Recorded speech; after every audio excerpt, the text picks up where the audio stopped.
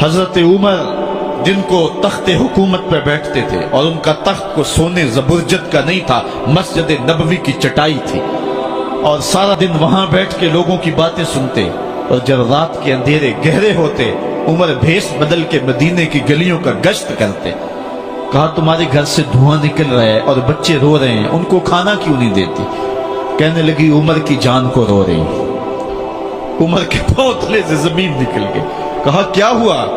کہا 3 دن سے ہمارے ہاں کھانے کے لیے کچھ نہیں ہے، روزانہ بچے روتے ہیں اور میں ہنڈیا کے اندر پتھر ڈال کر کے نیچے سے آگ ڈالتی رہتی ہوں کہ بچے انتظار کر کر کے سو جائیں گے، کم بخت سو بھی نہیں رہے، اور وہ پتھر پکیں گے بھی کیا، اور میں عمر کی جان کو رو رہی ہوں۔ حضرت عمر کا کلیجہ دہلنے لگا، فوراً پلٹے، واپس بیت المال میں آئے، گھی کا ایک کنستر لیا، آٹے کی بوری لی، مرچ مسالہ جات بہت کچھ اٹھایا، اپنے کندھے پہ رکھا، بوری اپنی کمر پہ لا دی۔ عمر بیت المال سے نکلے تو آپ کے خادم اسلم نے دیکھ لیا، آگے بڑھا، کہا میرے آقا میں اٹھاتا ہوں۔ عمر کی آنکھوں میں آنسو ہے۔ کہا اسلم قیامت کے دن میرا بوجھ اٹھا لو گے؟ کہا قیامت کے دن تو اپنا اپنا بوجھ اٹھانا پڑے گا۔ کہا عمر کو آج اپنا ہی اٹھانے دو۔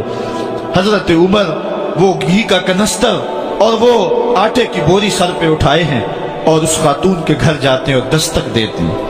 وہ جب دیکھتی ہے اس کی جان میں جان آ جاتی ہے۔ کہا جلدی جلدی آٹا گوندو، اور عمر سبزی کاٹنے لگ جاتے ہیں۔ حضرت عمر رضی اللہ تعالی عنہ سبزی تیار کر دیتے، ادھر آٹا گند جاتا ہے، اور پھر اوپر چولہا رکھا جاتا ہے، چولہے کے اندر آگ رکھی جاتی ہے، وہ کھانا پکانے لگتی ہے، آگ بجھتی ہے۔ تاریخ نے لکھا ہے آگ بجھنے لگتی ہے، عمر جھک کر کے پھونکے مارتا ہے، عمر جھک جھک کے پھونکے مارتا ہے۔ کھانا پک گیا اور بچوں کے سامنے کھانا رکھ دیا، بچے کھا رہے ہیں۔ اب بچے رو رو کے نڈال ہو چکے تھے۔ حضرت عمر اپنے ہاتھوں کو اور اپنے گھٹنوں کو اور اپنے پاؤں کو زمین پہ لگا کے، جس طرح بکری کا بچہ چلتا ہے، ویڑے کے اندر کبھی ادھر چلتے ہیں کبھی ادھر چلتے ہیں، تاکہ بچے مجھے دیکھ کے خوش ہوں اور دل میں کہتے عمر جتنا رلایا ہے اب اتنا ہنسانا بھی پڑے گا۔ تو کبھی عمر امیر المومنین، یہ میں کسی آج کے جو ہے وہ لوگوں کے ووٹوں پہ منتخب ہونے والے حکمران کی کہانی نہیں سنا رہا، میں اس عمر کی کہانی سنا رہا ہوں جو 23 لاکھ مربع میل کا حکمران ہے، آدھی دنیا کا بادشاہ ہے۔ حضرت عمر جو ہے جس طرح بکری کا بچہ چلتا ہے، اس طرح اپنے ہاتھ اور اپنے گھٹنے زمین پہ ٹیک کر کے جو ہے وہ اس طرح چلتے ہیں۔ بچے عمر کو دیکھ کے مسکراتے ہیں۔ جب بچے مسکرانے لگے تو حضرت عمر نے اس خاتون سے کہا بڑھیا عمر کو معاف کر دے۔ اس نے کہا تو اتنی ہمدردی کیوں کرتا ہے؟ کہا عمر بیچارہ بڑا پھنسا ہوا ہے، فکر ہے اس کو یرموک و فسطاط و حلوان کی، جب فتح ہے مصر تو تیاری ہے ایران کی، آتے جاتے وفد سے ملاقات بھی کرتا ہوگا اور شب کو معلوم حالات بھی کرتا ہوگا، کانٹوں میں الجھی ہوئی بیچارے کی جان ہے، نیند اس کو بھی آتی ہے، آخر وہ انسان ہے، میری بہن عمر کو معاف کر دے۔ اس نے کہا نانا عمر کی بات میرے سامنے نہ کر، قیامت کا دن ہوگا، عمر کا گریبان ہوگا اور میرا ہاتھ ہوگا۔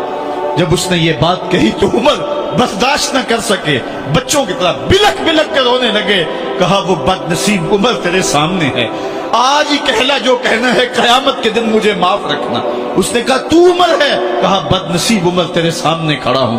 میرے عمر کہتے ہیں اگر دجلہ کے کنارے ایک بکری کا بچہ بھی پیاسا مر گیا، اس کا حساب بھی عمر سے لیا جائے گا۔ حضرت عمر نکلے یروشلم میں، ایک اونٹ ہے ایک غلام ہے، کبھی وہ سوار ہوتا ہے کبھی آپ باری مقرر کی ہے۔ جب قریب پہنچے یروشلم کے تو عمر کی باری نکیل پکڑنے کی اور غلام کی باری اوپر سوار ہونے کی آ گئی۔ غلام نے کہا آقا میں مرضی سے اپنی باری چھوڑتا ہوں، آپ آ جائیں، دشمنوں کے مفتوحہ علاقے میں آ رہے ہیں، تازہ تازہ علاقہ فتح ہوا ہے، اسلام کی شان و شوکت ظاہر ہو۔ عمر نے کہا اسلام کی شان و شوکت ایسے ظاہر نہیں ہوتی ہے، اپنی باری پہ تم بیٹھو گے، اپنی باری پہ میں بیٹھوں گا۔ لوگ منتظر کھڑے ہیں، دور سے جب دیکھا کہا اس کی ہیبت سے کانپتے تھے ہم، یہ تو کوئی حبشی لگتا ہے، رنگ کالا ہے، ہونٹ موٹے ہیں، اس سے تو زیادہ حسین اس کا غلام ہے جو آگے آگے چل رہا ہے۔ حضرت ابو عبیدہ نے کہا دھوکہ کھا رہے ہو، ہمارا آقا وہ نہیں ہے جو اونٹنی کے اوپر سوار ہے، ہمارا آقا وہ ہے جو لگام تھامے آگے آگے چل رہا ہے۔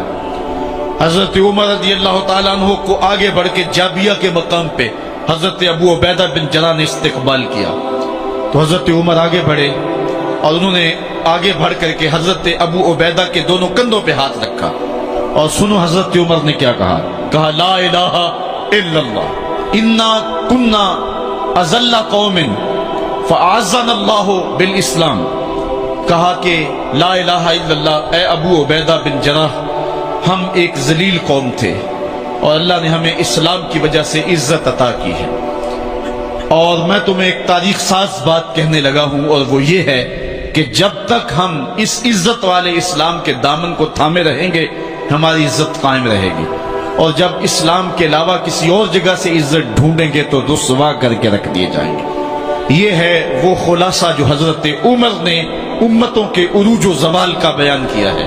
اس امت کو جو خیرات ملی ہے تخت و تاج کی، وہ پینٹاگون سے نہیں ملی، وہ واشنگٹن سے نہیں ملی، وہ وائٹ ہاؤس سے نہیں ملی، وہ محمد عربی کے جوڑوں کا صدقہ ملی ہے۔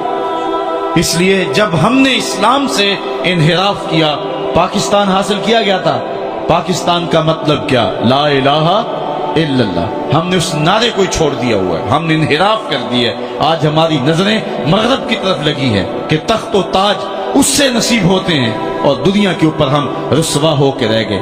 ہماری پستی، ہماری زبوحالی، ہماری ذلت کا سبب یہ ہے کہ جس جگہ سے ہمیں عزت ملی تھی ہم نے وہ مرکز ہی چھوڑ دیا ہے۔ اس مرکز حیات کو، اس مرکز زندگی کو، اس مرکز عزت کو ہم نے چھوڑ دیا ہے، اور دنیا کے اوپر ہم رسوا ہو رہے ہیں۔ انہی حضرت عمر کی کہانی ہے۔ وادی تہامہ سے گزر رہے تھے کہ بچوں کی طرح بلک بلک کے رونے لگے۔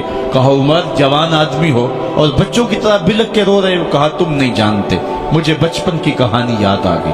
کہا کیا کہانی ہے؟ کہا یہی عرض تہامہ تھی، میرے باپ خطاب نے مجھے 5 اونٹ دیے تھے، کہا انہیں لائن میں کھڑا کرو سیدھا، میں آگے والا سیدھا کرتا تھا، پیچھے والا ٹیڑھا ہو جاتا، پیچھے والا سیدھا کرتا، آگے والا ٹیڑھا ہو جاتا۔ میرے باپ خطاب نے مجھے بڑا مارا۔ کہا ایک عرب کے بیٹے ہو کہ تم سے 5 اونٹ لائن میں کھڑے نہیں ہوتے؟ کہا ایک زمانہ عمر پہ وہ تھا کہ اس سے 5 اونٹ لائن میں کھڑے نہیں ہوتے تھے، اور آج شرق سے لے کر غرب تک 23 لاکھ مربع میل کی حکمرانی، اور انسان بھی لائن میں کھڑے ہیں۔ یہ محمد عربی کے جوڑوں کا صدقہ نہیں ہے تو اور کیا ہے؟ عمر سے تو 5 اونٹ لائن میں کھڑے نہیں ہوتے تھے۔